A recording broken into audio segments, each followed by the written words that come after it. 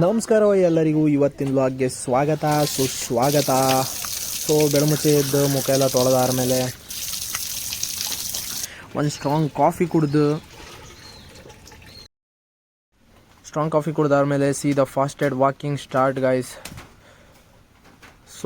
ಈ ಫಾಸ್ಟೆಡ್ ವಾಕಿಂಗ್ ಎಲ್ಲ ಮುಗ್ದಾದ್ಮೇಲೆ ಸೀದಾ ಎಗ್ ವೈಟ್ ಮತ್ತು ಎಗ್ಗನ್ನು ಸಪ್ರೇಟ್ ಮಾಡಿ ಇಟ್ಕೊಂಬೋದು. ಅದೇ ಒಂದು ಕೆಲಸ ನನಗೆ.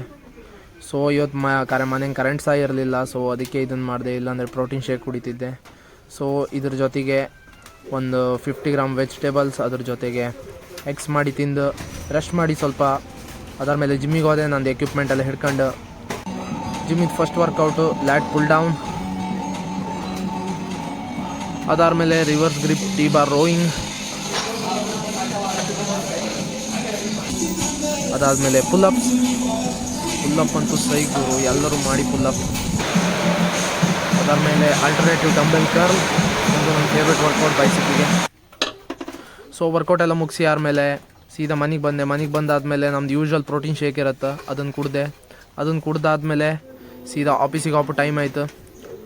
ಆಮೇಲೆ ಅದನ್ನೆಲ್ಲ ತಿಂದು ಆಫೀಸಿಗೆ ಹೋದ್ಮೇಲೆ ಒಂದು ಫಿಶ್ ಫ್ರೈ, ಅದ್ರ ಜೊತೆಗೆ 250 ಗ್ರಾಮ್ ರೈಸ್, ಅದ್ರ ಜೊತೆಗೆ 250 ಗ್ರಾಮ್ ಚಿಕನ್, ಅದ್ರ ಜೊತೆಗೆ 100 ಗ್ರಾಮ್ ವೆಜಿಟೇಬಲ್ಸ್.